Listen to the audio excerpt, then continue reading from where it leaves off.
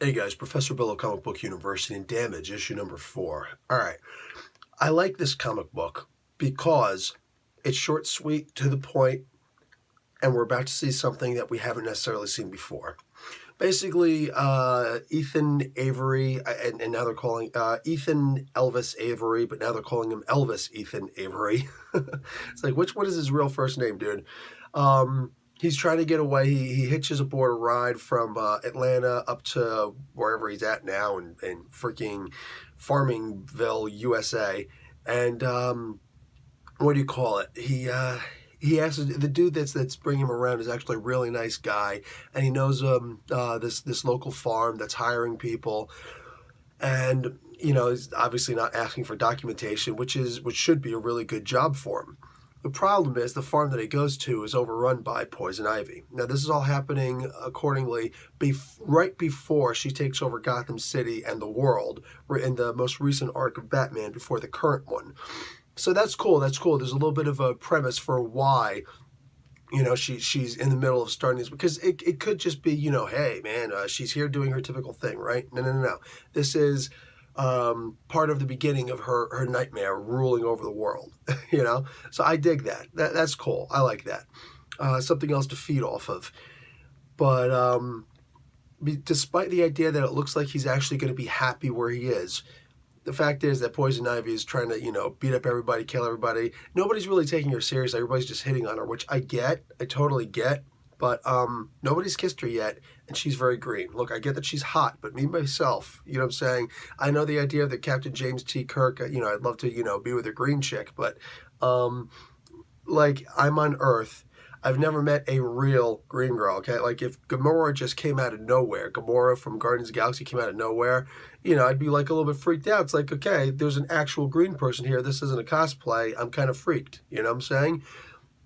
I'm just saying, okay? That's all. I'm not trying to be judgmental, all right? I'm not trying to be a racist or anything. I'm just saying, like, a green person is not natural. It's like, okay, this doesn't look very healthy, okay? This person may be a little green man, maybe a little alien. I'm just saying. So that's just really weird. But, okay, I get it. I'm willing to allow that to happen. But what I'm actually really happy about is that he is about to fight Poison Ivy. Now, right now, it looks like she's kicking his butt, but he's only been damaged for about 2 minutes. So he's still got 58 more minutes of, ground control, damage control. Plus, Ethan has petitioned, let me stay in charge, because just being crazy is not exactly going to be helping you, I dug this. This was cool. It ends with one of Poison's vines going straight down his mouth, and he's like, yeah, that's how I would feel too. I don't know, man. General Ross was supposed to be the most often threat to the Hulk, but did anybody ever read back in the day? Did anybody ever read those old Tales to Astonish or the early Hulk issues and say, oh man, General Ross has just sent the army against the Hulk? Anybody really worried? That's always been like the flavor of the week. Who cares? Nobody thinks that the army is actually going to beat the Hulk. You know what I'm saying? General Ross has never actually been a true, genuine threat to the Hulk until he turned red. You know what I mean? You feeling me? So this is maybe in some ways like the army for the Hulk. He's got it, or for damage. Do you see where I made the mistake? He's got to be able to fight against this thing that's not going to stop. I think, like, at best, he's just got to keep on ripping up vines until Ivy finally says, oh my God, okay, stop, you're hurting my lovelies. But we also know that she's still going to wind up taking over the world. So I don't know how this threat's going to be handled. I don't know. And realistically, we're all just biding our times until Damage winds up fighting against a Green Lantern or two and Superman. You know what I'm saying? Maybe a rematch against Wonder Woman, who's ready for him now. But this is fun. I'm digging this. This is fun.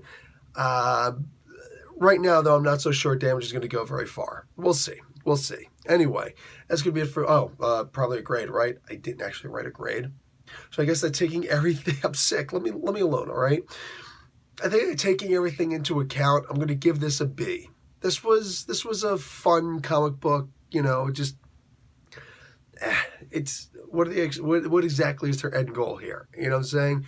We're just waiting for them to finally get to Damage versus Superman to see how this works.